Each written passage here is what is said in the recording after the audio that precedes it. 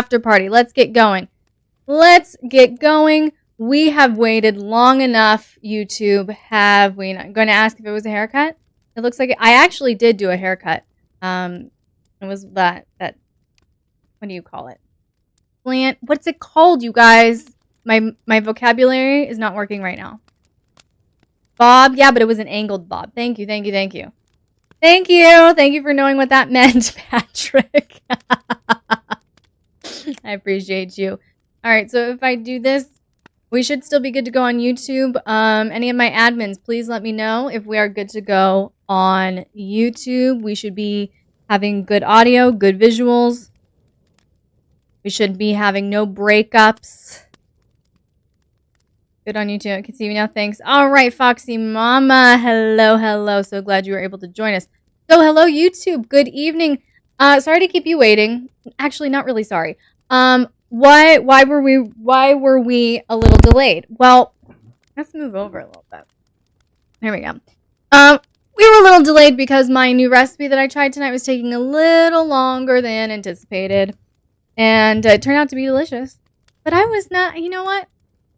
We all need to stop and eat and take care of ourselves, you know? Oftentimes, we have this go, go, go, go, go. I can't stop. I can't eat. I can't take care of myself. I haven't worked hard enough. I haven't worked long enough. And it's self-neglect. And we don't stand for that. Here. Self-care for the win. We were just early on Goddess time. There you go. There you go. That too. Stay updated at patreon.com/LXerotica. You're giving them the wrong links, fellow daydreamer. I literally say it like every week. Would you edit that, please? It's up on the screen, and my poor YouTube peeps are going to be so confused. Update it or delete it now, fellow daydreamer. I'm going to get your Mr. involved. Thank you. I appreciate it. All right, so fellow daydreamer doesn't know what she's talking about. It's patreon.com/LXerotica because I am also an erotica author. My children are just being crazy tonight. So, am I really here? You are .dom. No, don't go there. Don't go there. All right. You're good, fellow daydreamer. All right, so for those of you who are here, oh my goodness, we have an amazing turnout tonight on Discord. I don't think we've ever had this many people turn out on Discord. And I think I know why. It's because I introduced the gavel last week. Order. Order, order. So we got our weapons out again. We got the gavel out again. We got the teacher lenses on. And we're going to talk about some big stuff tonight. That's exactly why. This is exactly why. Yes. Get hit with that gavel. You feel I love the gavel. I love my weaponry. And this is YouTube appropriate weaponry, which is even better. Talk about your loopholes. All right, so here we go. First of all, let's get grounded for a moment. Everyone take a big deep breath. Because I know I can use just a moment to just get grounded. Loopholes are life. Everyone take a nice deep breath. Smile. I'm so glad you all are here.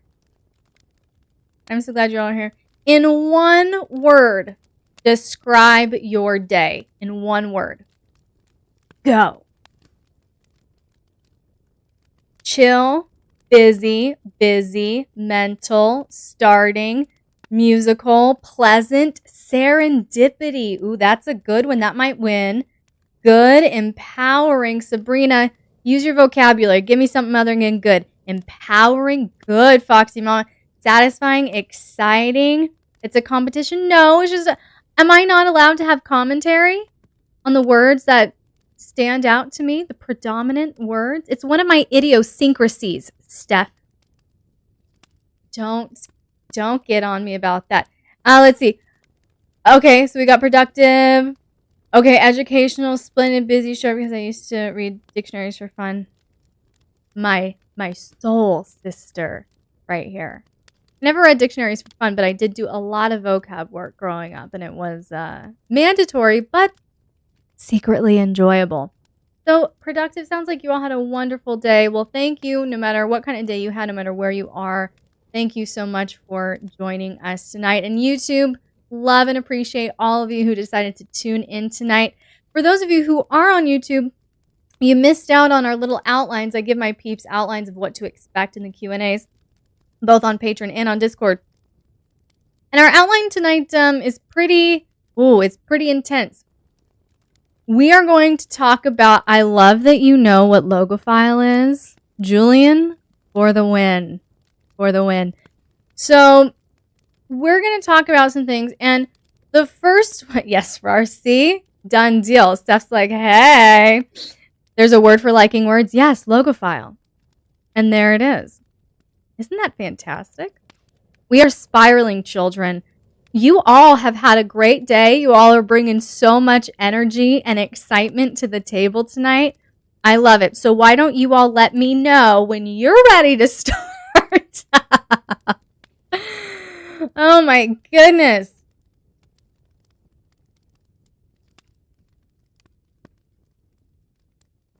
All right.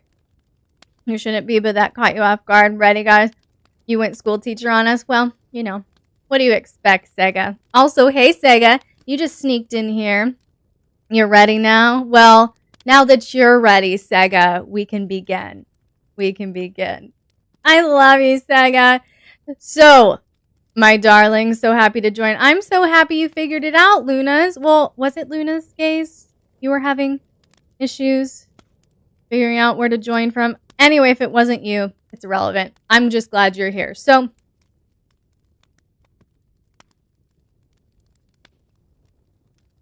the documentary I linked on my site, my website. Oh, I have no porn documentary. I've linked a few things to from Exodus Cry or from Layla.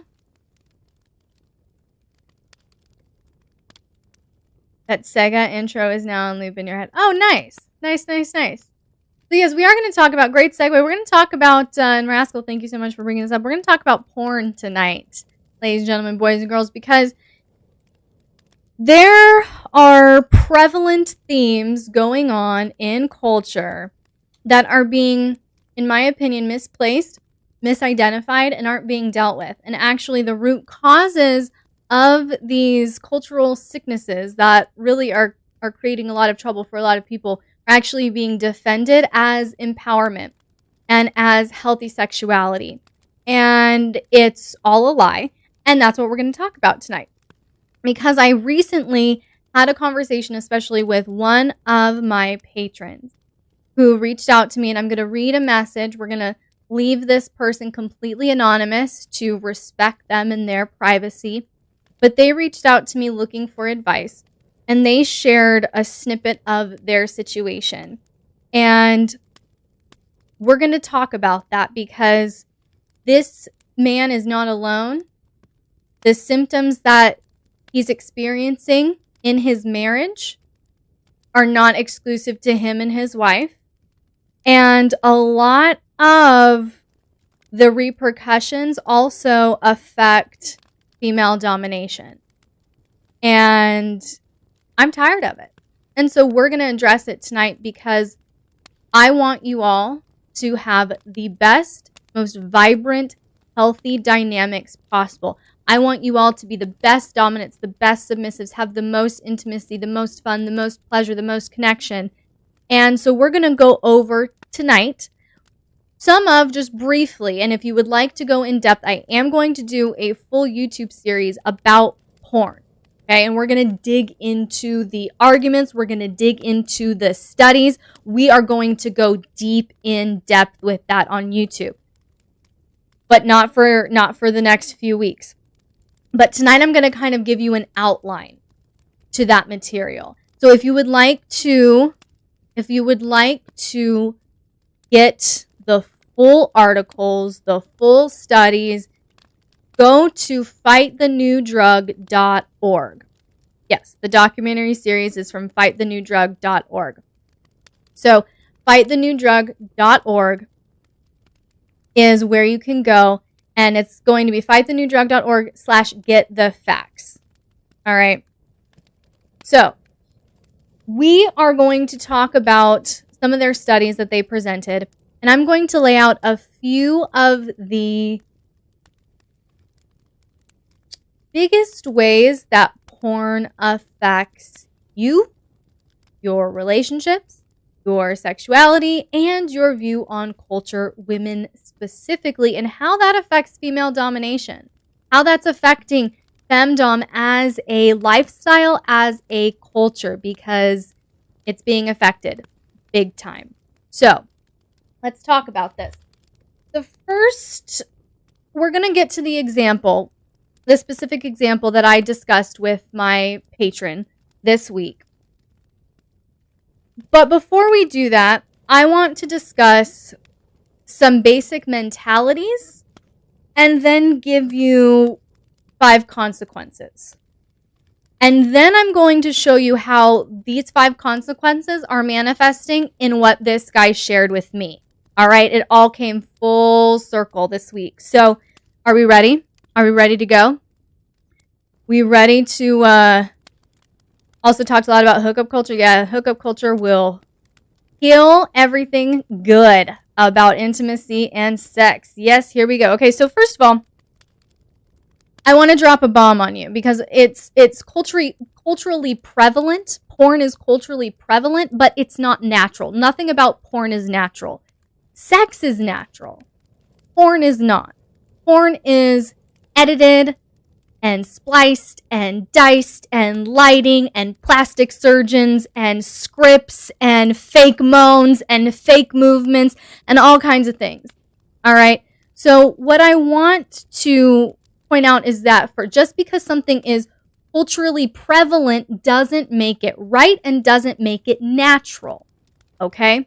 With that being said, I want to drop what I believe is the primary root distinction between porn logic and healthy sexuality. Okay. And healthy sex reasons that pleasure is a result of connection. Think about that. When you are connected with your partner, with your spouse, whatever, out of that intimate connection, out of that emotional connection, stems sexual connection, sexual intimacy, sexual pleasure.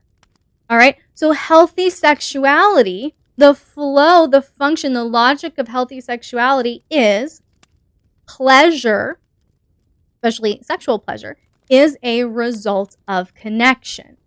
Two people connecting in an intimate way, and that produces not only emotional pleasure, mental pleasure, but sexual pleasure, physical pleasure, okay? Pleasure is the result of connection. Porn logic, here's the stark difference. Porn logic reasons that you are entitled to pleasure without connection. Think about that. You can feel whatever you want to feel, have whatever desire you want to have, and you don't have to connect with anything or anyone, invest in anything or anyone, get consent or negotiate with anything or anyone. It's all about you. You get what you want, when you want it, how you want it. And porn programs, the logic is that you get pleasure without connection, immediate gratification. Yes, Julian, absolutely. And so a lot of people, especially who have issues with pornography, is they feel like, well, it's not hurting anyone. I get this instant gratification that I'm craving, but then I also have a normal, healthy, functioning relationship with my partner. Wrong, false. That is your twisted justification, and it is not going to pan out as you think. So we are going to first put a pin in that. Pleasure, healthy sexuality reasons that pleasure is a result of connection. Porn logic states that you are entitled to pleasure without connection. The second big difference between healthy sexuality and porn logic is healthy sexuality reasons that sex is shared and controlled by both partners. All right. So we both have to negotiate. There has to be consent. We have to talk about it. We have to compromise oftentimes, right?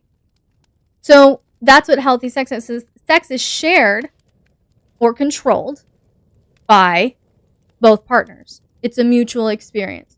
Okay. So then porn logic states that sex is controlled by a single person's fantasies. Oh, and that's exactly what it is. So it creates this programming that we don't have to get any input from anyone else. We don't even have to respect anyone else's wishes. This is all about me, baby. So those are the two biggest ones.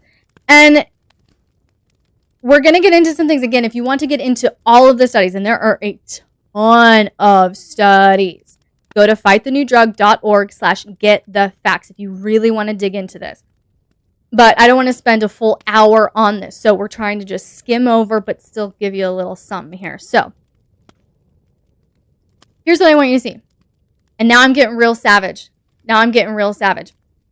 Because I'm going to talk about, well, first, you're not ready for me to get savage. I want to talk about the 5 things that porn creates in your life, in your mind, in your relationships, in your sexuality. Okay. And then we're going to talk about these buckle up buttercup moments. All right. So first one, porn creates unrealistic expectations. And again, I will walk you through how this is manifesting in marriages, in relationships. All right. So porn creates unrealistic expectations.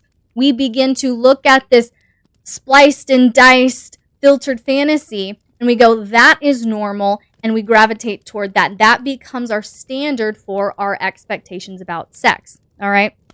You want to see me get savage? I will. I have to warm up. I'm warming up. I listened to this back then, right? Second one. Porn leads to escalating behaviors. All right. So porn leads to, Ms. Elle is a member of NoFap. Here's the thing. There is a difference between self-pleasure, self-gratification in that way, okay, and porn. You do not need porn to have an orgasm. Go read my erotica. That doesn't compare partner against partner. That is not going to create a rift between you and your partner. That is not going to create the law of diminishing return in your head. All right, you do not need. So do not try to put me in that category. Miss Elle doesn't want men to come. Miss Elle is against orgasm. Miss Elle is against sexual pleasure. Miss Elle is against nofap. Are you fucking kidding me right now? And that is the difference. That is the link. And this, you want to talk about what porn culture creates? That there is a link. Oh, I can't masturbate without porn. I can't get off without porn. You know what? Oh, Do not put words in my mouth. Do not try to put me in a box. That is not what I said. All right? Has a stinger out. It's not even Scorpio season. Miss Elle has a stinger. I mean, come on. Do not put words in my mouth and try to twist what I'm saying to put me in a box of some narrative that you're trying to put on me. No. Get out of your own fucking way. Get out of my way. Put your ears on. All right. Then you're not creative enough if you can't get off without porn. And that's the thing. Porn makes you so lazy. You don't have to use your brain. You don't have to get creative. You don't have to think about, how would my partner be aroused or stimulated? How can I seduce my partner? No, all of that goes out the fucking window. Okay? And you know what, men? You don't think it's obvious? I can tell in one conversation with a man if he's porn addicted or not. Everything about you reeks of it, men. Everything about you reeks of it because it's how you look at us, how you talk to us, how you think about us. And we're going to get to that. Here we go. Porn leads to escalating behaviors. Like I said, the law of diminishing return. When you are with your partner, okay, how I victimize us, I'm victimizing someone. Who am I victimizing? So here's the thing. When I was talking about the law of diminishing return, here's basically, men, okay, yes. So here's the thing. Porn leads to escalating behaviors. The law of diminishing return. What that means is, just like any other addiction, Julian, stop baiting right the fuck now. Stop baiting. Stop it. You don't think I will kick you if you're trying to pull this submissive Is that what you want from me, mistress? Bullshit. I was not born yesterday. I was not born yesterday. Do not pull that shit again. Do you understand? All right. No, you do not try to turn any of my girls here into, manipulate them into you getting off. That is unacceptable. And you know what? That's something else we're going to talk about today, because this happens so often. I actually had a coaching session with one of my femdoms the other day, and she was feeling so emotionally attached. I know you were playing. I know you wanted to play. That's my point. Anyway, I was having this conversation with one of my femdoms the other day that I'm coaching, and she was basically expressing how emotional she was feeling about this submissive. She was feeling so emotional about this submissive, so attached to this submissive, and I use that term very loosely, that she had been dealing with for a very, very short amount of time. And I was trying to get to, why are you feeling so attached to him? And she was saying how we talk for hours every day. I'm like, okay. How is he serving you? How is he pleasing you? And she was going, well, we haven't really been talking really that long, so he hasn't really bought me anything or done anything or really served me like that. And I said, okay, so what are you getting out of this? Like, you're engaging with him. What are you getting out of this? And she's going, well, we talk and he gives me compliments and he worships me. I said, how does he worship you? Well, he says that he thinks I'm beautiful and he compliments me and he tells me how much he wants to serve me and all this and this and this. Turn it around to, that becomes about a month later, he starts looking for another dom behind his dom's back, the one that he had at the moment that he was worshiping. And so we're gonna jump back to the porn thing, but this was a perfect segue. Because this is one of the points in my outline. How do you take territory back from a manipulative submissive? And my newbie femdoms run into this a lot, and they're very, very confused. Where you have submissive men that are porn addicted or just so desperate to be submissive to a femdom that they will offer you nothing, ladies. They will offer you nothing. All they will do is bet. They're banking, ladies, on your desperation for affirmation and attention. And so they'll call it worship, and they'll call you goddess, they'll call you madam, they'll call you queen, they'll tell you how they want to kiss your feet and all this shit. And no, what it is they're banking on you being so fucking desperate for validation, desperate for affirmation, desperate for attention, that you will be so filled up on them doing absolutely nothing for you that you will continue to invest your dominance, your authority, your leadership, and indulge them, give them what they want, and they're not giving you anything in return. But ladies, you are accepting it. Dr. K, you fucked that. I remember a conversation or two, Dr. K. So I'm just saying, ladies, a submissive man worshiping you, just pouring out verbal affirmation and praise instantly, that's one, very, very unhealthy. That's often a manipulative technique. Number two, it's a manipulative technique that they think they can use because so many females, especially you ladies, I'm going to call you out, but especially you ladies who call yourselves femdoms, you're not. You're scared, you're lonely, you're desperate, you're insecure, and so you're putting on some leather and you're putting on these boots to feel powerful, to get attention from a man, to feel more powerful, and really, they're using you, they're manipulating you, okay? And then you're not doing anything powerful, honey. And then they got off because they're the ones getting off. You don't believe that? They're the ones going, mistress, I love worshiping you, mistress. Okay, ladies, we're not doing that. We're not getting that much pleasure from it. But they're the ones that are doing it. And they're doing it taking your time, taking your energy, and you're not getting service or pleasure or any actual investment or connection in return. So, how to take your territory back, ladies, is you need to know exactly where your values lie. You need to know exactly the kind of dominant that you are. And this doesn't mean, are you a sadist? Are you a mommy dom? Like all of that, that will change. That will change with your personality, with your experience, with your energy, with your seasons, with your hormones, with your emotions. I'm talking, what are your core values? What will you tolerate? What will you accept from a submissive? And what is absolutely, I will not let this in my life. Not just I will not let this in my bed or I will not let this in my dungeon, but I will not let this in my life. Okay? So that's number one. You have to know where your values are as a dominant. And number two, you need to set very, very clear boundaries with a submissive. And if you need to know, ladies, especially you ladies, because you're running into this more than the men are, way more than the men are. Ladies, you need to know what you're looking for and what service or being worshipped means to you. What does that mean to you?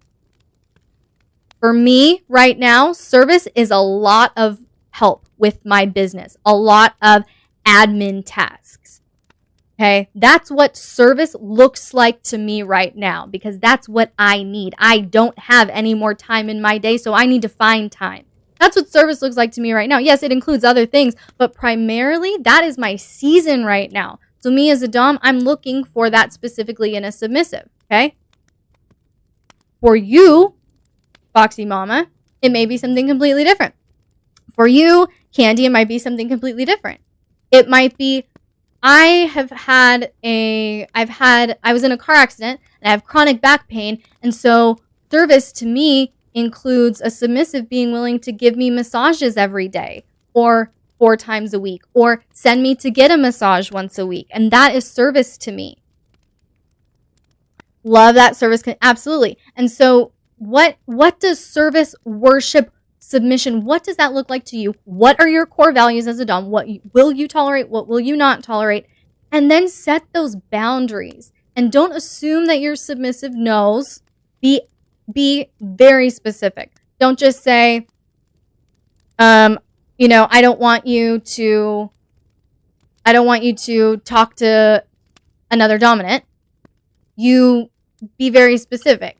What does that mean? It means you are not to accept DMs from another dominant. You are not to send DMs to another dominant. If I catch wind that you are talking to another dominant, this is what will happen, etc. Set boundaries and be willing to adhere to those boundaries.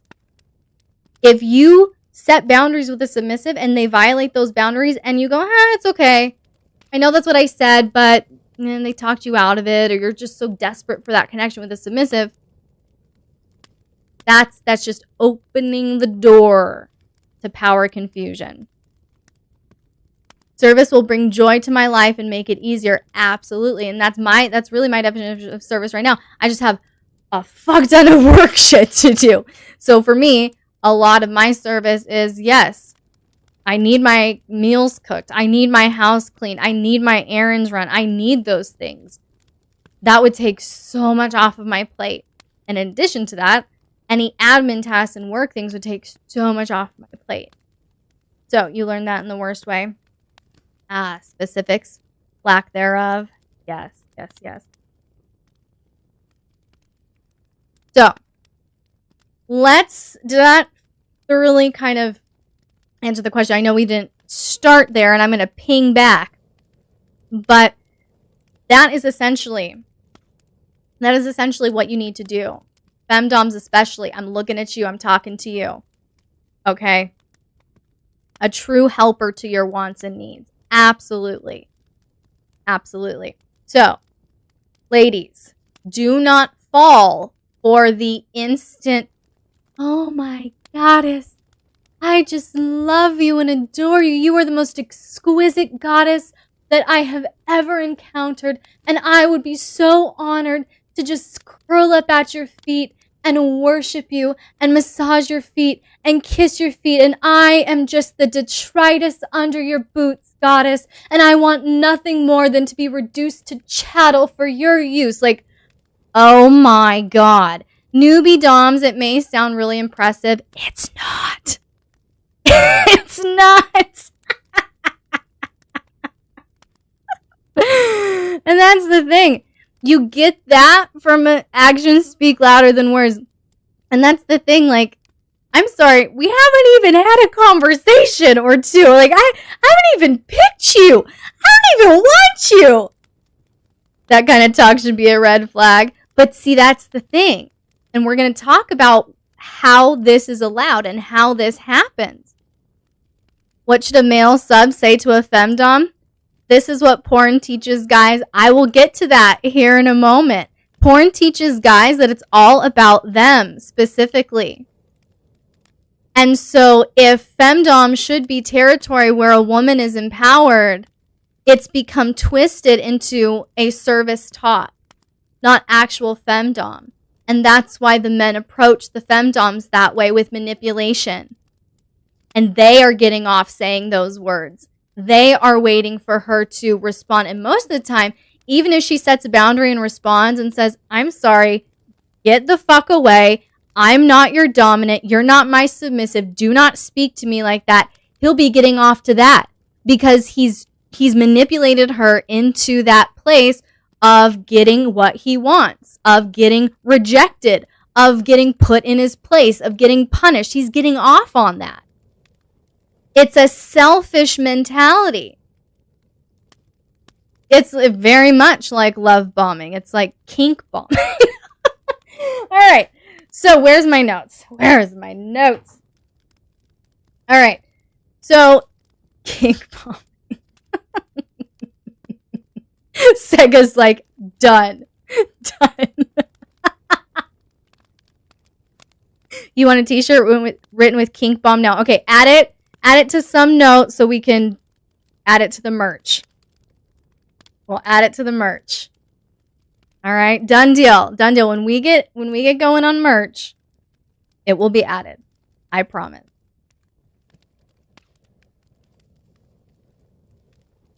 Please make a shirt. All right. So, let's go back to our conversation that we started out with for merch. T-Rex Kink Bomb. Ooh, yes. You need Miss LX lingerie. Oh, goodness. You're going to declare bankruptcy with all the merch. As long as you declare bankruptcy like Michael Scott does, you'll be okay. All right, so here we go. 1, porn creates unrealistic expectations. 2, porn leads to escalating behaviors. There have been multiple studies done by behavioral scientists, by relationship therapists, etc., across the board that basically says this is a super stimulus, okay? And when you are getting that hit of pleasure and all of the chemicals that are being released in your brain, your body, it's like a super stimulus. You can't go back to a normal stimulus and be engaged by that and be aroused by that. So it becomes a need for escalating behaviors. That's why you might start out with just looking at a little picture or this or that, and then it turns into a video, and then it turns into a little bit more explicit, and a little bit more explicit, and then a little bit more aggressive, and then a little bit more violent.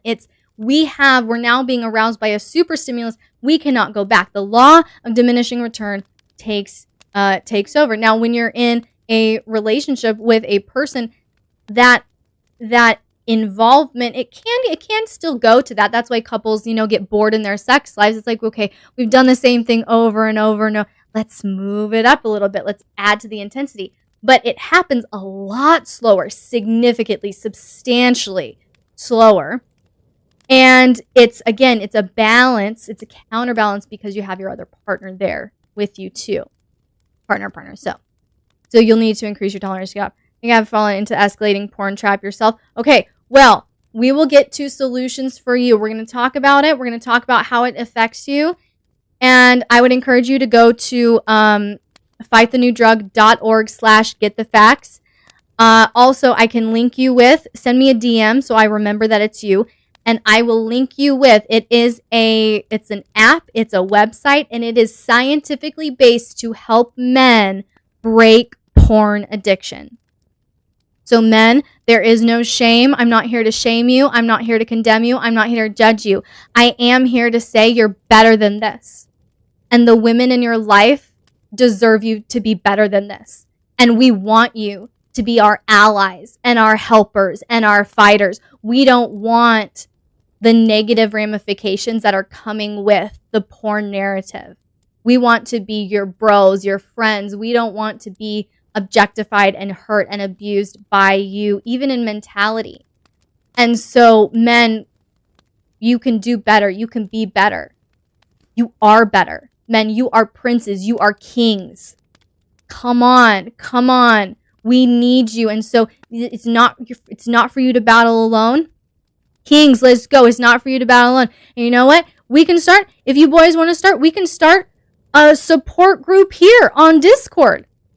Men, if you want accountability partners to help you stay on track, then we'll start it. Any guy who is interested in being a part of an accountability group here for men, we can absolutely set that up. We can absolutely set that up. I would love to do that. I would love to do that for you guys. Because I think it's that important. I think it's sign you up. All right, we got it. We got it. Because you're not alone. You're not alone. And we're not talking about this to condemn, to judge. We're saying this because I want to empower you. And right now, you're not being empowered. You're being victimized by this. All right? All right? So, and I also want to link all of you boys. I think, though, this thing says it's free, or at least a free trial. I would be almost willing to do some scholarships or something at this point for people who can't afford to go through this program. If they need to go through this program, like, this is how passionate I am about this. Accountability partners keeps one accountable. Absolutely, absolutely. So, porn creates unrealistic expectations. Porn leads to escalating behaviors. Another one, porn distorts a healthy view of sex. Now, there are a ton of studies. Go to fightthenewdrug.org/getthefacts. But I just want to drop one or two on you for you to go, whoa. Porn distorts a healthy view of sex. Case in point, 88% of porn portrays violence or physical aggression. Okay? 88% of porn portrays violence or physical aggression. Okay? Pocket that for a moment and then add this into the mix. In 97% of those videos, women are the targets. Women are the targets 97% of the time of violence and physical aggression in 88% of porn. And we wonder why. We wonder why we have rape culture. It's not rape culture. It's porn culture. Okay? And this, not that, here's the thing. Here's the thing that is even more heartbreaking. This is being pushed on younger and younger audiences. And there are studies about this too, where 13 to 17-year-olds. We have teenagers now with erectile dysfunction. Young boys in their early 20s with erectile dysfunction. Okay? 30, 40 years ago, it was unheard of. You had some major serious health issues, boys, if you had erectile dysfunction before the age of 40. Now we have teen boys and boys as young as their 20s who can't get it up or keep it up because they are so indoctrinated. Okay? Hints at cardiac problems. It's mental. It's mental. Now it's mental. Absolutely. Absolutely. Yep. And so it's, again, because of this law of diminishing return.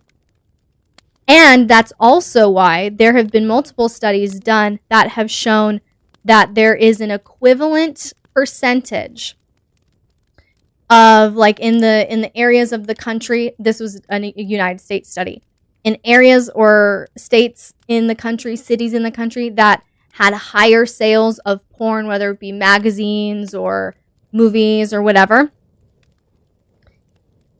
In those districts, in those locations, let's say there was 50% more porn that was bought in that location, there was an equivalent increase in percentage of sexually violent crimes in the same area.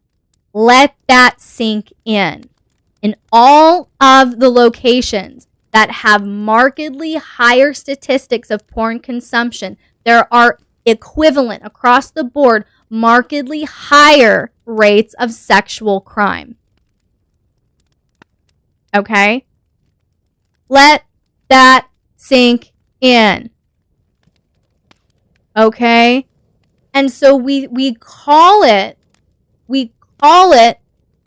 rape culture. It's porn culture. And so can't get off with natural stimulation, and that's what happens. And here's where I'm going to get savage. I want you to think through this logic, because this will really make you sick. This will really make you sick, because here's the logic. Porn logic says I have a desire, and I'm entitled to that desire, because it's just me controlling it. I have a desire. I'm entitled to that desire. And so I take action to obtain that desire. What's a rapist's logic? I have a desire. I'm entitled to that desire. And I'm going to act to get it.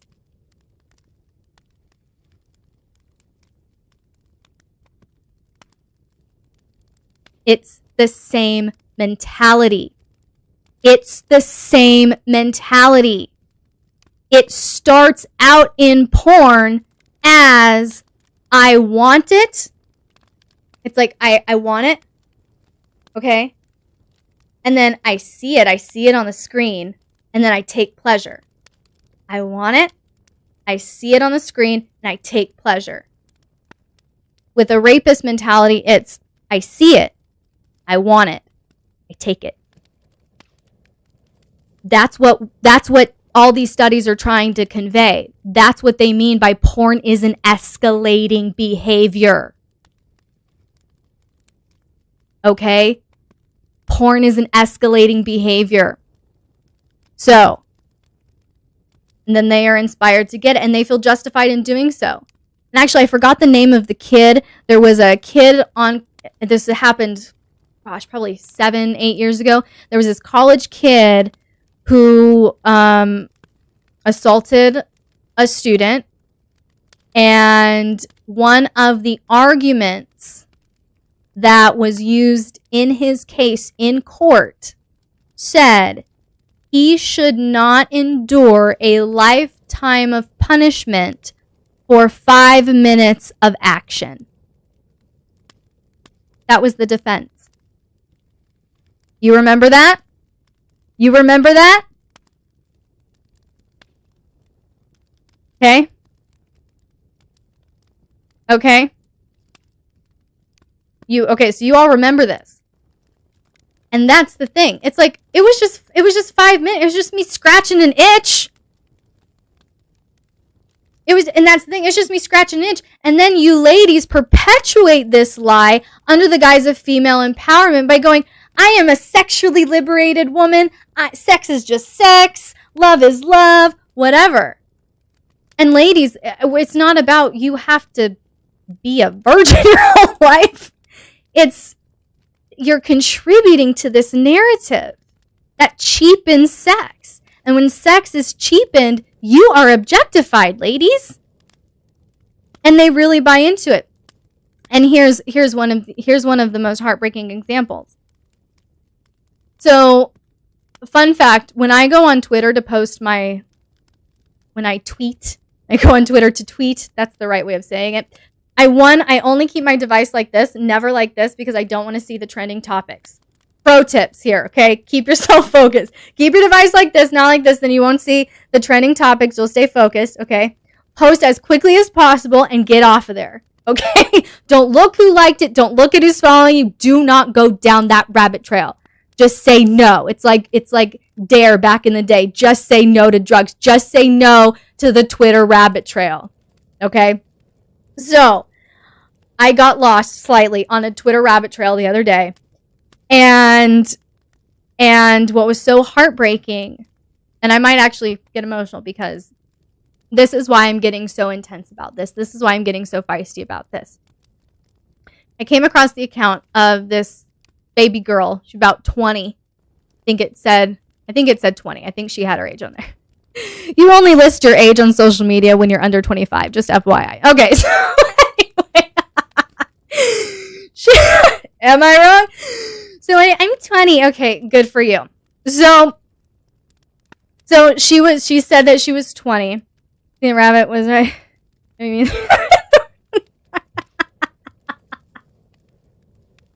he was high. Why do you think he was so paranoid about time? He got high, he lost track of time, and now he's paranoid. Right? Okay, we're getting off topic. So, I think that's what triggered it. Kitten. So, wait for the queen. So, where was I before Dr. K distracted us with the white rabbit? Rabbit trails, Twitter rabbit trail. Okay, the girl, she was about 20. I got it. I know, I got it. I just have to reach over here. And it takes me a minute. Order, Dr. K. So, this is good stuff. All right, Sega, I love you. Have fun in your dance class. All right. So, no, you're okay. You're okay. I love and appreciate you. So, she was about 20. She had this Twitter account, and she was clearly trying to be an influencer and swaying in the OnlyFans direction. Yeah, look at me. I know. And that to me is just, it's another way that you ladies are buying into the lie. So anyway, that's beside the point. So she has this Twitter account. She's clearly trying to be an influencer of some sort. And she posted a picture of her just on the street, just in normal street clothes, whatever. She had a nice little pair of jeans and, just perfectly appropriate, beautiful picture, lovely girl, right? And her caption, and I'm not making this up. Maybe you won't be as surprised by this as I was. But it broke my heart. I got tears in my eyes. I started crying. This little sweet baby girl, 20 years old, said on this photo, retweet for a pussy pic. And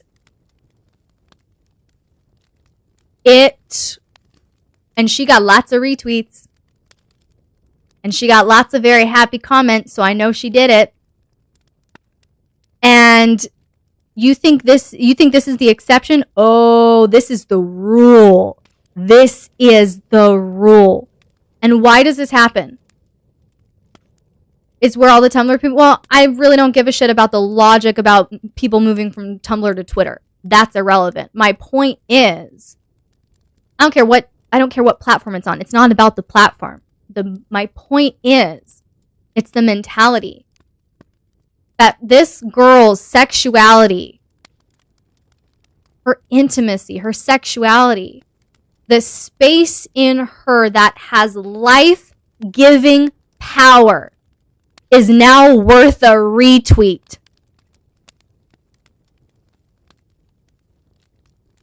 I don't know how not to be heartbroken by that. I don't know how to not be affected by that. I don't know how to be okay with that.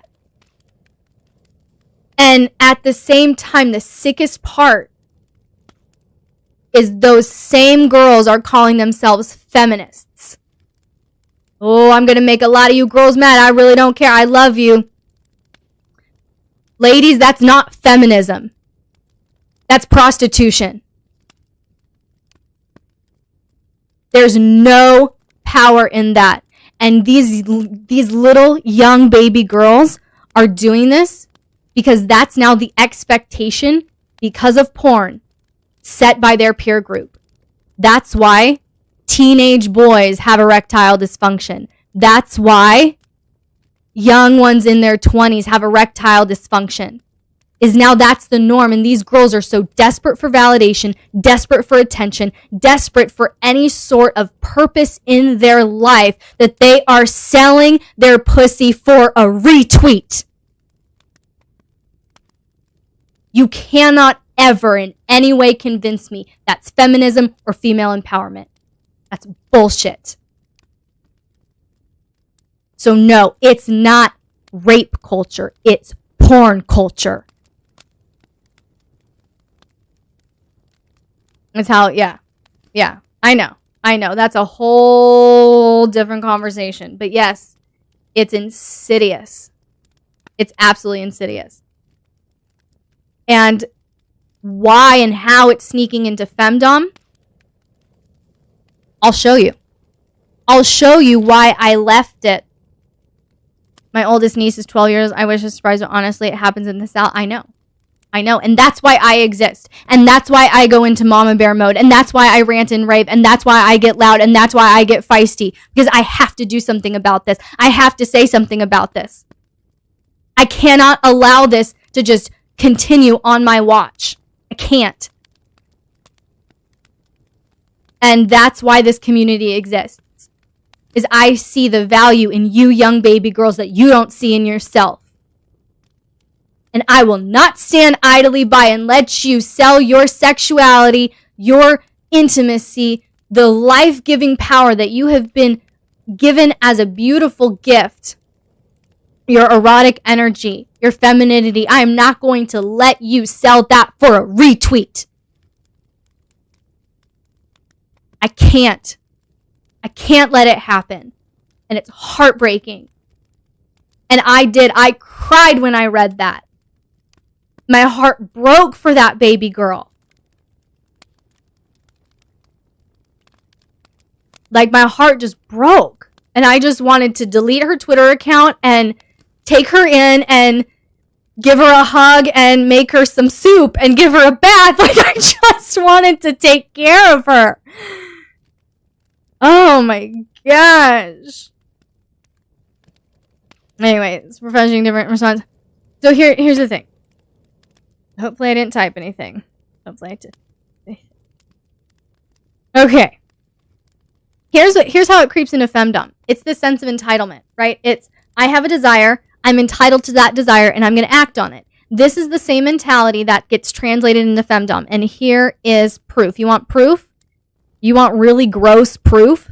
This came in from one of my... Do I still have it on here?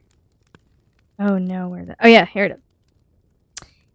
Do you think part of the problem could be allowing young girls to be way too sexual way too early? Yeah. That's a big part of it. But the thing is, if their mothers are still so programmed, you think those mothers are going to set boundaries with their baby girls? Or you think those mothers are going to be like, oh, yeah, here's how you get a man's attention? Come on. See, when I was younger, I'm so glad these young girls have you now. That's the thing. I know. And I did a review on cuties. Go to my YouTube channel if you're not already there and watch my review on cuties. Powerful. It'll knock your socks off. Okay, 10-minute warning. All right, so here's how this mentality of this porn culture mentality that we call rape culture. It's not rape culture, it's porn culture. Here's how it sneaks into femdom. And here's why I got out so quickly. Because I realized, like, that fast, that, oh, wait a minute. As much as it's advertised about this is female supremacy, this is a woman's domain, this is how a woman takes her power back, here's the reality of it. And this is why I think true femdom cannot exist professionally. Sorry, girls. True femdom cannot exist professionally because you are nothing more than a service top at that point. True femdom can exist, but it's in a lifestyle situation. Very much in a lifestyle situation. Whenever there's a monetary exchange, when you are catering to a man's fetishes, fantasies, whatever, and he's paying you for it, you are nothing more than a service top. True authentic femdom is a life thing. It's a lifestyle thing. It's not a professional thing. You are playing a role, and you may get paid very, very well to play the role, and that's why a lot of girls stay in it. That's why a lot of women stay in it. My soul is not for sale, so I got out. But unfortunately, my girls deal with this. Hey, John, so glad you're here. It feels gross to the thought. Then just watch my review. You'll know enough in that review to stay with it, to stay with what happened. But here we go. Here's how this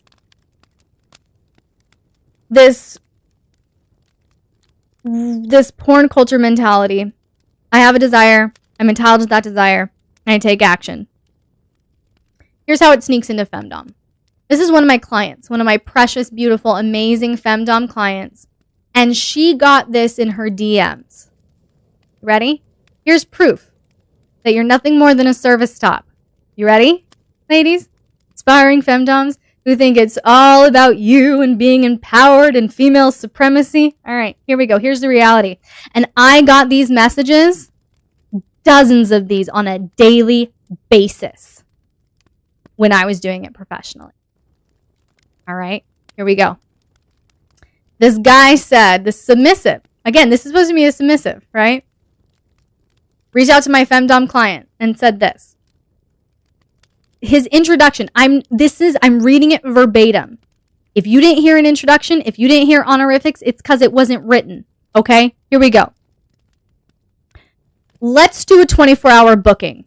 If I offer you $1,000 per hour starting now to tie my hands behind my back and go to the adult shop and buy a leg spreader and other things, I then want you to totally make me beg for mercy while I'm kicked in the testifies and threatened to have it cut off.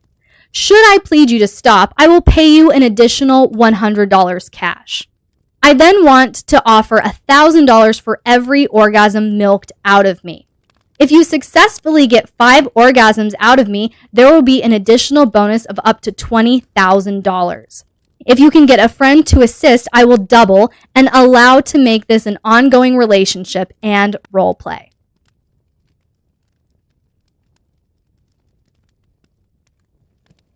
Welcome to Professional Femdom. Okay? Here's my very specific list of demands, and give it. You are here to serve me. You are a service top. There was no respect for her as a woman. There was no respect for her as a dominant. It was, I am the one who has a desire. I am entitled to this desire, and you, woman, that I'm paying you, give it to me. Okay? There's a lot of money, but yet, and here's the thing. You have to value yourself, your soul, your emotional and mental health more than that potential $20,000. And if you can't, then you need to be honest with yourself and call a duck and say, I am not actually in charge. I am not actually powerful. I am desperate and I am selling myself. Just call a duck. You can do it. I would just please be honest with it because it's not femdom and it's not power. It was sent to a lot of YouTube women. Yeah, and see, that's the thing. It's a business transaction. And that's the thing. Ladies, you have to look at it. You're not being empowered. You're a service top. What other profession has men saying, hey, you fulfill all of these fantasies and I'll pay you? Sounds a lot like prostitution. But in femdom, the logic is, well, I don't even have to sleep with them. Yes! Okay. You have to do a whole lot of other things. And most of it is absolutely hilarious. And that's the thing. If you vet well, you can still maintain a certain semblance of power, but that's the thing. My vetting process became so exhausting. And I would get like one good client out of like 30. And it was just like, it was too much work to actually vet. And I wasn't, like, at the end of the day, like, my boundaries are going to stay those boundaries. I'm not going to just take any client that comes along. You know? How did that man get that kink in the first place? Well, I'm betting you that that whole fantasy thing He's been watching femdom porn, femdom porn, femdom porn, femdom porn. And again, what's the law? The law of diminishing return. What's the law of porn? It's escalating. It's an escalating behavior. So he's probably watching femdom porn for years and years and years, getting off on it. And now it's not enough for him to just watch it and get off on it. He has to go seek out a femdom professionally. I'm not saying that's a bad thing. I'm not dissing on my femdoms out there. I'm just saying it's an escalating behavior. Is he even a real submissive? That's the thing. In my experience, a lot of the submissive men aren't actually submissive men. They're either switches or sexual bottoms. Usually both. So, there had to be demanded in the first place to create the market for femdom porn. Yeah. You don't see the in there for men to sneakily withhold power from women, maintain their sense of power.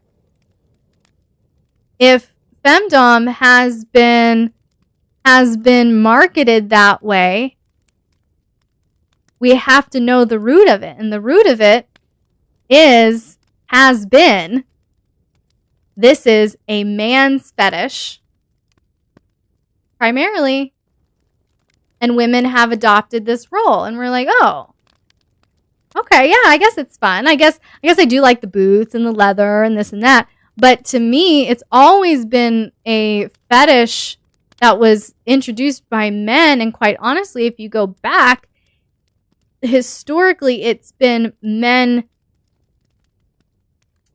have, in this regard, men have this way of, like we were talking about in this example, labeling themselves as, oh, you are being empowered, I'm being submissive, but really they maintain all of the authority, all of the power. So I see that as a very, very sneaky manipulation. Now, as far as the actual historical context and timelines and dates and who did what, I don't know if that's what you're asking for. I can't give you all of that. But that to me seems like the very natural progression before they know better.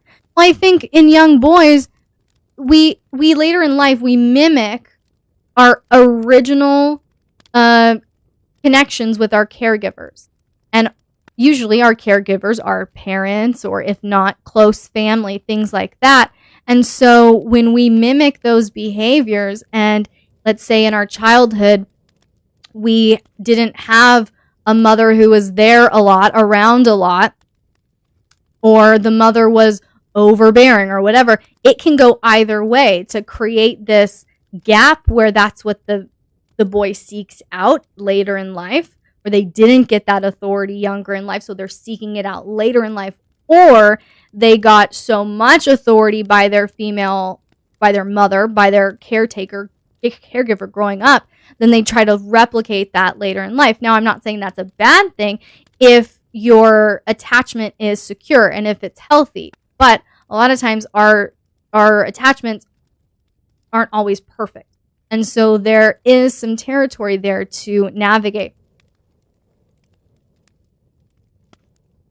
Miss Elle, is there a slight chance you are jaded, cynical? Wow, Rascal, would you like to explain why that's your assessment of me and why you think that that's an appropriate conversation to have right here, right now during this live? If you want to talk about it, let's talk about it. Rascal thinks I'm jaded and cynical. Aww. I was thinking that they see porn before they know better. Well, that's the thing. I think in a lot of areas, it's being sneakily pushed. Just like on Twitter. Is that a porn site? No, but a lot of young kids are on that. Look at TikTok. I've seen TikTok videos of young girls dressed in what in the world doing what the? And I'm like, you are 13, child. Okay? Anything you see as a method of training? Absolutely. So you replicate or you go to the law of first mention. That becomes your default. Rascal, here's the thing. Here's what's going on. You felt attacked. You feel called out. And you're feeling a little offended by my comment. And so rather than communicating that with me and saying, I got hurt, I got offended by your comment, you're now going, Miss Elle is being cynical and jaded. You don't get to project on me, okay? let me explain to you what's going on. I'm not being jaded. I'm not being cynical. What I'm being is wise and discerning. And I have a right to look at the tree and look at the fruit on that tree and going, ooh, the fruit on that tree looks rotting and looks decaying, which means there might be something wrong with the root. That doesn't make me jaded. That doesn't make me cynical. It makes me smart. It makes me wise. And it makes me have discernment, which is greatly lacking in our current society. So maybe rather than going to that default, you look in yourself and you go, what was so threatening to me about Miss Elle saying that? Why did I feel so attacked when she said that? Why did I feel so offended when she said that? That's where I would like you to start. Okay?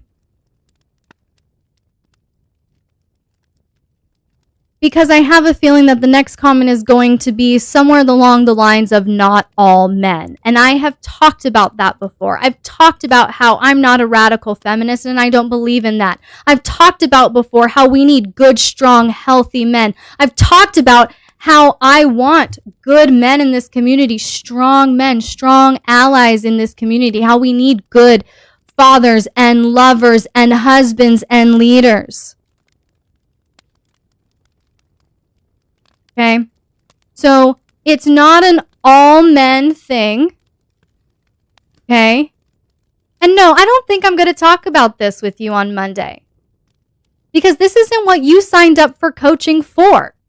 And if this is how you think this is going to go, you are sorely mistaken and you need to rethink your coaching right now, okay?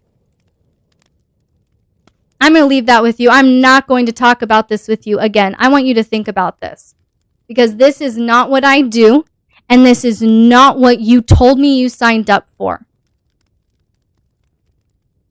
You're squared away. I'm not convinced. And honestly, I'm second guessing Monday right now too. Because I'm rascal. This was off in a few ways. And I'm sad that you felt like you had to go there. I'm sad that you feel like you had to go there. So if I'm allowed to continue this discussion without being blamed for being cynical or jaded, I would love to continue to do that. But if any of you are having your feelers hurt right now, if you're feeling offended, if you're feeling like the vibe is too intense, then feel free to go away right now. All right? So here we go. Porn creates unrealistic expectations. Porn leads to escalating behaviors. Porn distorts a healthy view of sex. Porn leads to objectification. Now, we kind of touched on this earlier, but porn consumption, it's across the board, study after study, that an increase of porn consumption, is associated with the equivalent increase of objectification, of increased acceptance of violence against women, and increased real acts of sexual violence against women across the board. Okay? And then number 5, lack of sexual function, which we talked about this too. How 30, 40 years ago, it was unheard of for anyone under the age of 40 to have erectile dysfunction unless you had something really intense going on with your body. Like Dr. K was saying before, because she's so smart. So now it's been skewed, and it's been skewed because of everything that we've talked about tonight. And so I know we've had a lot. We've talked about a lot tonight, and I wanted to go through that example. I wanted to go through that example with you guys, that specific example. But I think we actually had a better discussion than would have happened with me sharing that specific story that came in. Just is working on it. And that's the thing. We all need to be more self-aware. Okay? I understand that. I very much understand my attachment styles. I'm working on the triggers of, okay, oh, this is where that's coming from. This is the root of that. Okay? So everyone has stuff to work on. Everyone has stuff to grow on. This isn't just a man problem. This isn't just a woman problem. Okay? No one is calling men out. No one is being jaded or cynical here. everyone needs to grow.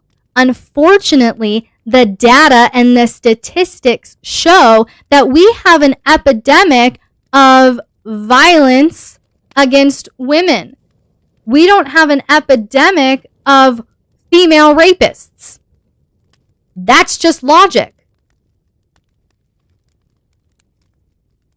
Am I wrong? Am I wrong? So that's kind of where I'm looking at this is, okay. And circling back, this was not, because I said this at the beginning, none of this was to shame anyone. None of this was to condemn anyone. My goal here of sharing all of this is that all of you have the most healthy connections, the most healthy brains and bodies and sex lives and dynamics, that you will be the most satisfied and fulfilled, dominant and submissive, and in your partnership. And if the data here, and if the studies that I've conveyed, and if the stories that I've conveyed from the many women in my life, and the much experience that I have had, has come across attacking or condemning, then you need to look at your interpretation.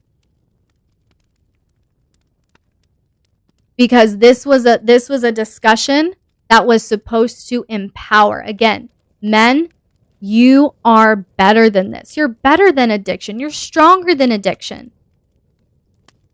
You're princes. You're kings, men. And you have too much to offer life, to offer your work, to offer your ambitions, to offer the women in your life, the connections you want to have. You have too much to give, men, to be sucked down into this spiral. And I don't want to see that happen.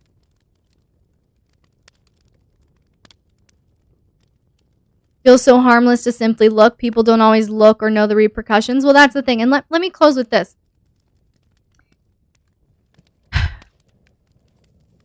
Our senses are there to provide experiences with the world, right?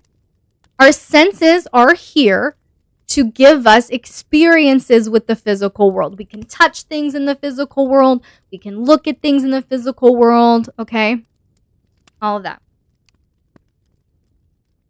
And if we look at our senses, including our sense of sight, as our ability to have interactions with the world, then technically, by you seeing someone and then holding on to that thought and ruminating about that thought, you are now having an emotional experience with that image. It's not just a thought. You are now having an emotional reaction, and oftentimes a physiological reaction to that image. Your heart rate increases. You might start getting excited. All of these things, right? It's not just looking. Your body responds. You are having an emotional and physical reaction, experience, okay, with that image. It's not just looking. That's why self-control is so crucial.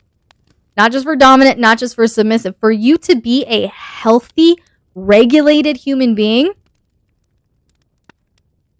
self-control is key. Because self-control means that if that thought starts going from, that's an attractive person, to, ooh, wonder what would be that, and you start undressing them with your eyes, then you start getting excited about it, and then you start fantasizing about being with that person, that's a completely different story. You have to stop that. Okay, for instance, and this is not for me to pat myself on the back, this is just, I don't really struggle in this specific area anyway, so this is very easy for me. I know I'm different than a lot of people, but in this specific area, I lust over my partner. He is. Anyone who has seen him, he's like the sexier version of Robert Downey Jr., of Iron Man. All right, he's my Iron Man. And he is so attractive to me and so sexy to me. And I just love that boy that I will look at him and I will think some thoughts. And I let my brain go wherever it wants and think of all kinds of creative things with him. Now, does that mean that I never, ever, ever, ever find any other man attractive? No. Now, I don't find a lot of people attractive, really, in terms of physical prowess. It's always like, you got to be a beautiful person on the inside. That's what attracts me to people. But, okay, we can pick and choose. But anyway, my biggest thing is not really that. So, again, I don't really struggle with this. But if I do see an actor or someone on a movie that I find is physically attractive, they might have a nice looking face or a nice physique or whatever, I keep that in the area of almost like a painting, if that makes any sense. Like, I can appreciate it and I can go, oh, they take care of themselves. That's a symmetrical face. That's a good looking face, or that's very handsome, or even women, she's very beautiful. She's very attractive. But do I ever it's like in mind, like, oh, like you would in a museum, like, oh, that's a beautiful piece of art, right? But it never goes past that. I don't really want it to go past that. And besides, I just have it in my mind where, no, I have so many other tasty, yummy fantasies about him that I will have the opportunity to explore in due time, right? That is like, okay, I'm excited by that. I'm just saying. He's my man candy. All right? Everyone here knows that. You're seeing a little... I get a little playful when I get a little switchy and talk about him. So yes, everyone knows that. He's my man candy. And so that's the thing. I regulate that in my mind. Where it's like, no, I'm not going to go there. I don't want to think about being with someone else in that way. I don't want to give my emotions, my brain, that experience. I want to have the real experience with him. And that's the thing, is we have sacrificed the real for the instant and for the fake. Switchy. I know. Well, I'm a sexual bottom. So, yeah. And he can get me to switch pretty easy. Not that difficult. Especially since I started this business and I'm just overwhelmed and overworked and exhausted all the time and want to check out. Yeah, it's very easy. So, Halloween costumes, switch your witchy. All right, I'm a little lost there, but connection, yes, connection is everything. So, switch season. I thought it was Scorpio season. Anyway, I think you all are getting it. Connection. That's why I always talk about connection with your partner should always supersede the kinks you want to explore with your partner. Because we don't want to beckon in that objectification. We never want our partner to feel objectified. Like a means to an end. Like nothing but a wet hole. Like we're just using them to scratch an itch. All right?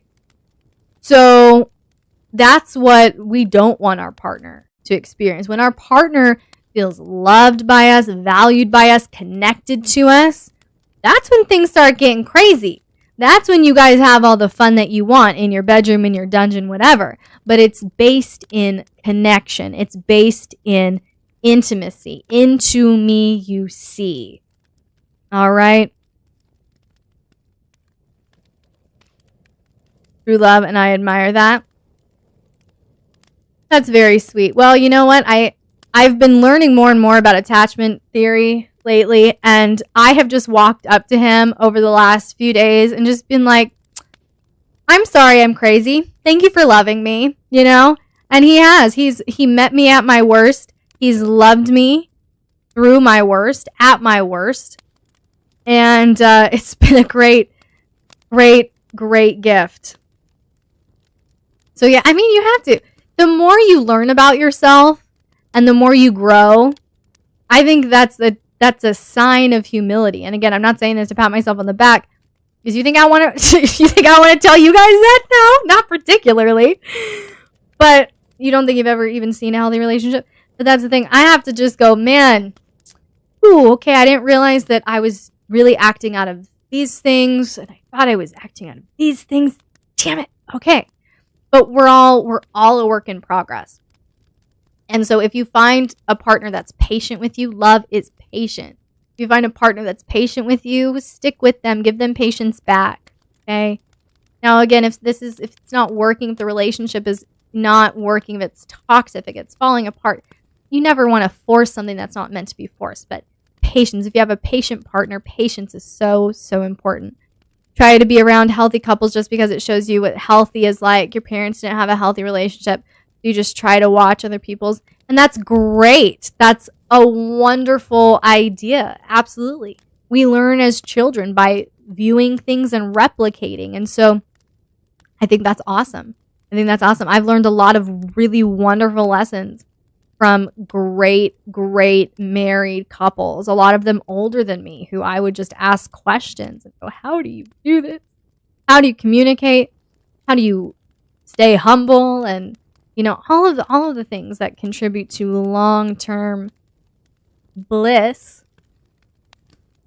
Absolutely. And so your mentor has this relationship with his wife that I look at. Oh, that's good. And the fact that you have a mentor, that's even better. You are taking so much care of your mind, of your emotions, of your growth. That's wonderful. That's wonderful.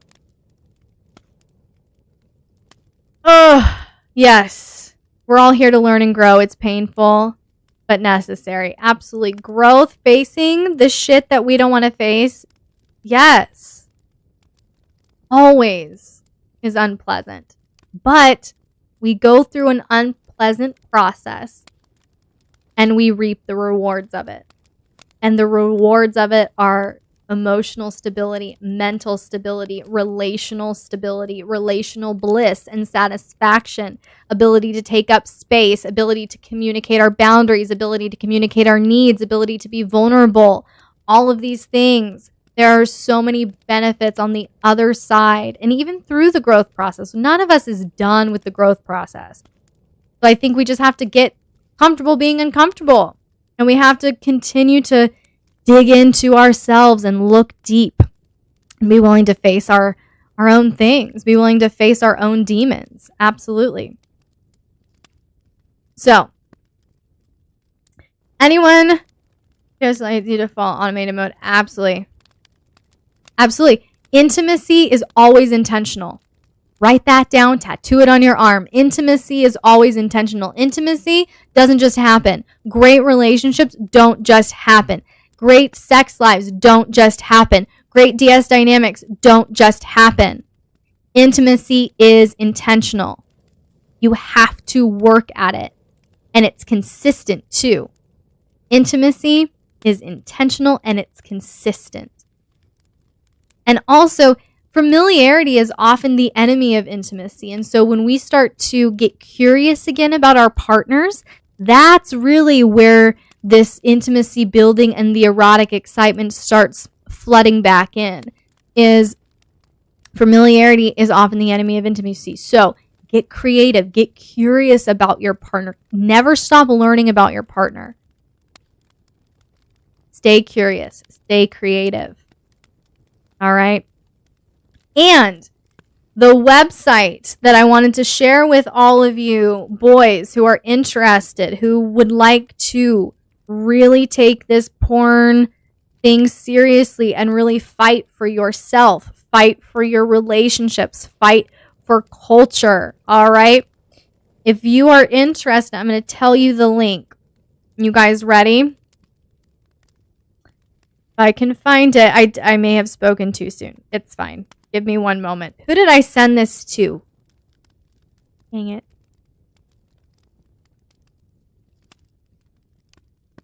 Are you really all the way down here? Where is it? Oh, there it is. Okay. It is joinfortify.com. And Fortify, just like It's not spelled weird. It's joinfortify.com.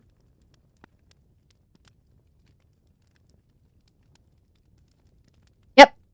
Perfect, John. Thank you. Yes. So, men, I would highly suggest if this is something that you really want to get down and take seriously, because it will affect your physical body. It will affect your mental health, your emotional health, how you see relationships, how you see other partners, etc. If you men are interested, we can talk about starting a mutual accountability group, a support group for you men here. Male-led, male-directed. We can put someone kind of in charge of that I have worked with, that I trust, and we can get this going for you guys if you are serious and would like to do this. Otherwise, you can do it with an accountability partner on your own outside of this community. Go to joinfortify.com. They did not sponsor this YouTube video, I promise. All right. Julian, you're not allowed to nominate anyone. I love you, but you just got here and you don't really know anyone, child.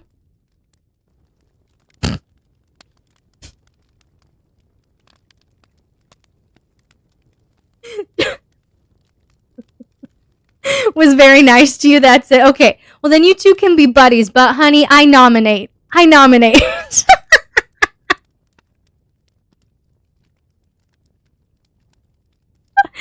Julian, you are adorable. I love and appreciate it.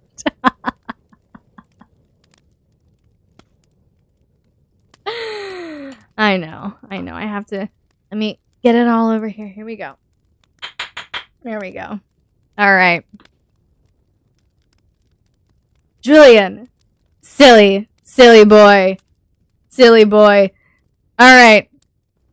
So do we have any other tap? I know. Do we have any questions, comments before we go today? Order in the court. Butterfly, did you see my gavel last week? Not last week. Did we meet last week? Maybe the week before. Did you see last live? Did you see it? Did you see my gavel? I can't remember what time you came in. He's nice. It was last week. You did. Okay. Gosh, a lot can happen in a week. I'm encouraging you. You can't what? Let yourself be encouraged? Sure you can. Just receive it.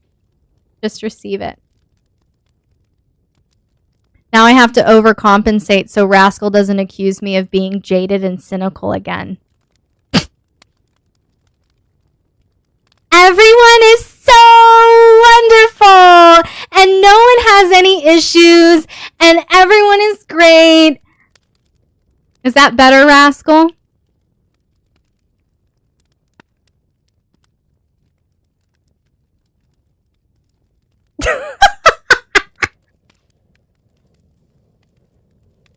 Everyone is amazing and wonderful and loving, and no one needs correction, and no one needs to learn new things because all of you are just so amazing. So just keep doing what you're doing. Let your relationships fall apart. Have a great time.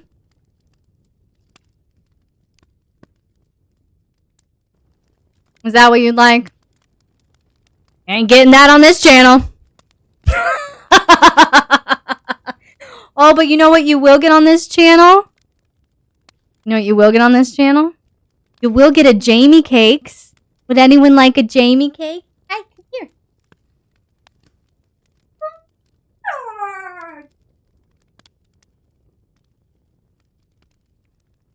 All right, here we go. Stop it. If you would just be a normal creature for a moment. Okay, here we go. Oh, we're so sleepy. How was your nap? Did you have a good nap? Did? Okay. You want to squeeze him? I always want. He's my favorite. He's the best baby ever. He's like a little Ewok. He is 3. He is 3. He's full grown, believe it or not.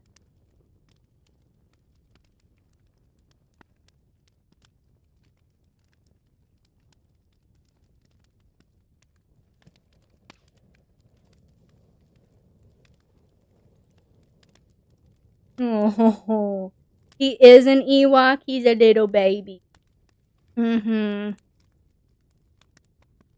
He was so drugged the other night, you guys. It was so cute. He might just fall asleep right here. He's getting real drowsy. Are you getting sleepy? Oh, he is. Okay. Go and take a nap. We gotta take classes. Oh. Excuse me. That wasn't nice. Thank you. See what he does to his mama. Manners.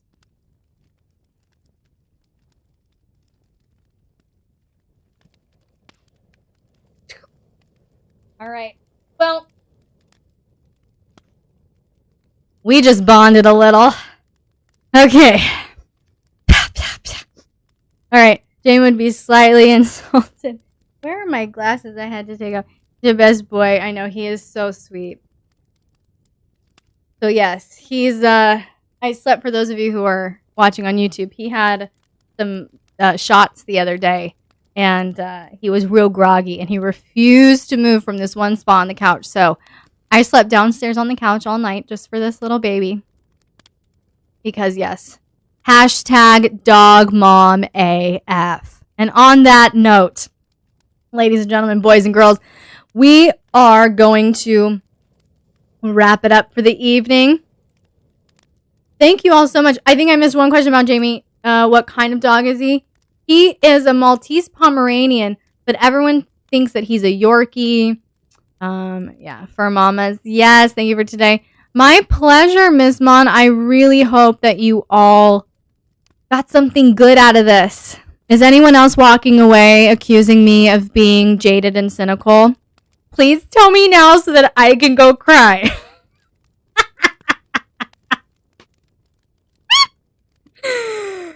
Oh, okay. I have to poke Rascal back. I have to. But I have to do it so nicely that he can't accuse me of being jaded and cynical. Damn it! Officially poked. Somehow I don't believe you will cry. I'm not gonna cry. You know what I'm gonna say to someone who says you're jaded and cynical? Exactly what I said tonight. No, I'm smart, I'm wise, and I'm full of discernment. So, there we go. Alright. Her cry now. Highly entertaining session, if a little intense at times. Well, you know, that's what you get with a Enneagram 8 dominant Scorpio a month before her birthday. I'm always intense. Just the intensity starts flowing through my veins more as we get to Scorpio season. My birthday is November. Yes. We're going to have a goddess party. So, Lady Dragon season. Yes, we're going to have a goddess party in November for my birthday. This month, we're having a costume party, Halloween. Nice. Happy birthday. Go ahead and put your birthday in the holidays channel. We're going to have a costume party this month, Halloween costume party on Halloween on the 31st. I'm giving away $50 in gift cards to first place. I'm giving away $30, I think, for second place and $15 gift cards to the third place. And we're going to have a costume contest. And it's going to be amazing. And I'm going to be dressed up as Maleficent. Oh. And so we have this Halloween party in October. We have my goddess party in November, and then we have our Christmas party in December. And then we have I think we're planning like a all-day movie thing for Thanksgiving and an all-day movie thing for Christmas too. Maybe, Mr. Growls, looking at you. I know we did something like that last year, and it was a hit. Scorpio makes sense. You're a Sagittarius. Rascal's like, that's why she's so jaded and cynical. Oh, Rascal, I'm never going to let you live that down. You just had to. You had to be a little silly and lose your mind a little bit on the live, and I get to poke you back. That's just how it goes. You're a Scorpio rising with a Gemini moon. Kitten, what am I? What are my moons and my suns and my stars? If anyone wishes... Oh, you are just... John, you are so cute. But I did... You guys were asking me about my wish list. I added like almost 40 new things to my wish list. Basically means you're insane. Excellent. So am I. Perfect. Scorpio, Sagittarius. And apparently my star chart is a clusterfuck. And no one can figure it out. Does Jamie have a wish list? No, Jamie is spoiled AF. And Jamie does not need anything from anyone ever for the rest of his life. Jamie has 3 or 4 different Tempur-Pedic beds. He has a playpen, a fort. He has multiple blankets. He has a car seat. He gets bark boxes every month. He has prescription canned food that, like, seriously, this child is set. No, he does not need a wish list. He's not spoiled. Let me take that back. I don't like that word. He's well loved, as he should. He is the best baby ever. He gets whatever he wants. But he is also very, very disciplined. And my kitten can tell you that. Is living lavish. Does he eat bacon? No, he does not eat bacon. He is not allowed to eat anything but this very, very, very specific prescription food. And we are actually trying to figure out what is going on with his insides. We've gotten ultrasounds. We've spent years on tests. We're finally going to escalate it and get him a little biopsy and see what's going on inside of his belly. So hopefully he can have more food. But right now he's just still on the prescription food. Sits on command, rolls over, paw. He's a genius. Literally, Julian, anything you could think of, he's not an attack dog because he's little bitty. But he's a genius. He's so good. He's in love with a very large German Shepherd that lives down the street, and she looks to be like an attack dog. So there you go. There's that.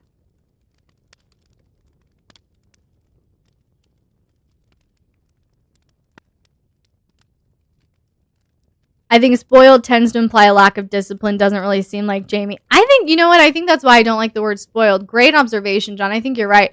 That does seem to be part of the argument. And no, he knows where his boundaries are, and he is very scared of mama if he steps out of line. Jamie knows how to shake. He can sit. He can shake. He can stay. He can do high fives. He can do obstacle courses. He will go to the door and ring a bell when he wants to go potty outside. He has a very large vocabulary. His cues for food, he'll chew on your hand, and he'll only do that when he's hungry.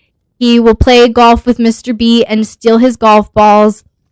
Yes, he's a crazy kid. Whenever we get mail delivered to the house, and it's something small enough for him to carry, he will carry it. Candy, it's on his Instagram. It's adorable. Go to Instagram.com/ what's his Instagram handle? Prince Jamie Cakes. Prince Jamie Cakes is his Instagram handle. You can't compete. Following now, it's worth a follow. Follow him on Instagram before you follow me on Instagram. I never post. So Prince Jamie Cakes, yes, and he's pretty amazing. He's my ESA, and he knows how to deal with anxiety attacks, panic attacks. He knows how to regulate the nervous system. Emotional support animal. And so, yeah, he has a little certificate by a doctor and everything. It's really adorable. He's very special, which is why we got to make sure his belly's all good. So, yeah, he's going to go in a few. But thank you all so much for being so sweet and caring about him. He's the best cuddler ever. He's a sage in a dog body complete with Gandalf hat. You know, he would look awesome in a Gandalf hat. We need to make that happen. Maybe I will start. You know, he also has a full wardrobe of clothes that I like to dress him in. He can always use more t-shirts. Oh, that's another thing he does. he picks out his own clothes. He loves wearing t-shirts, and he likes to pick out his own clothes. So I will set down 3 t-shirts on the kitchen floor on the tile, and I'll make him sit and stay, and then I'll tell him take it, which is the command that I give him when he's released. He makes choices. When it's the command that I release him for, like, when he's allowed to walk out the door, or he's allowed to take a toy, or he's allowed to take his food, he knows take it. So I make him sit and stay, and then he sits, and then I lay out his clothes. I just 3 because we don't want to get him, you know, paralyzed with indecision here. And he'll go and he'll sniff them all, and then he'll get the one in his mouth that he wants, and he'll walk back to his bed. And then he'll chew on it for a minute or 2 and let me put it on him. Yeah, he has a sentient being. No, he's pretty smart. It is adorable. Does anyone else's dog do that? And we're trying to teach him, like when we put a treat like under a cup and then we move the cups around. We're trying to get him to use his nose more, but he's a little boy, so he's not very nose-centric. Did you find out a pattern? Often choosing the same? No, there is no pattern. There is no pattern. I would have found it. There's no pattern. I know, it's so cute. It's so cute. He has, and it's not even like new t-shirts or old t-shirts. I haven't really caught like a scent thing. I don't know what makes him pick a t-shirt one day over another. He likes to pick ones his daddy likes. What are you trying to say? Huh? He's a dog. Dogs are the very least. Well, he's amazing. All dogs are amazing. If you have a fur baby, go give them some extra love. When you had huskies, they knew all the commands and tricks. What did they do? Look at me with that. I don't feel like it. Yes. Bratty subs. Gotta love them.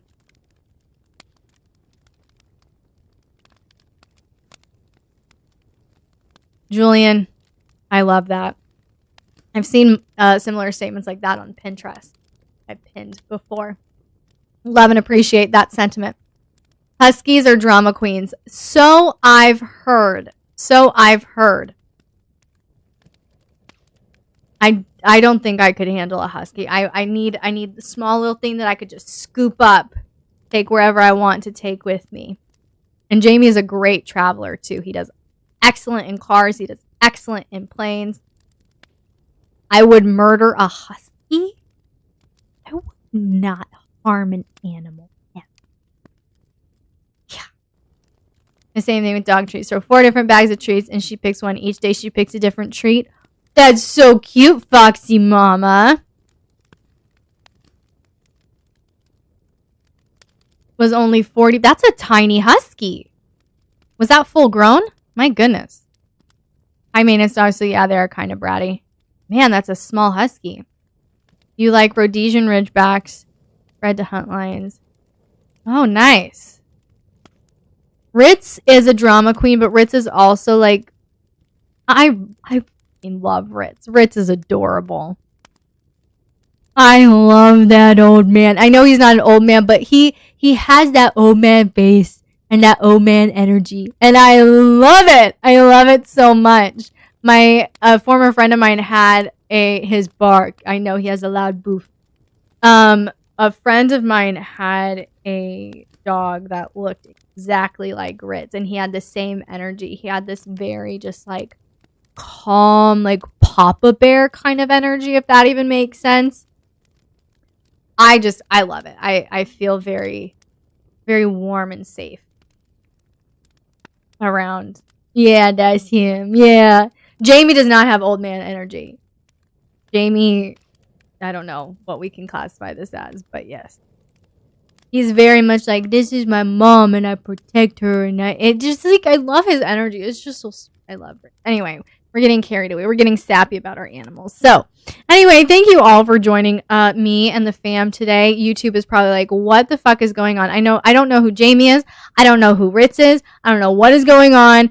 YouTube, if you want to join the fun, come on over to patreon.com/LXerotica and you can join the chat in this amazing community. Epic edit for you. Yeah. You can go to patreon.com/AlexErotica and join this conversation every time we do a live. Join this amazing community where you can chat with all of these silly, amazing kinksters every day. Thank you so much. All of you were so chatty and vibrant today. My goodness. I love and appreciate you all so much. Thank you for being here. So we are going to wrap it up here on YouTube, and then I'll be over here to say goodnight to you all on Discord. We love you so great. You love me even though I'm jaded and cynical. Thank you so much. Can't help it. Can't help it. Okay. Anyway, I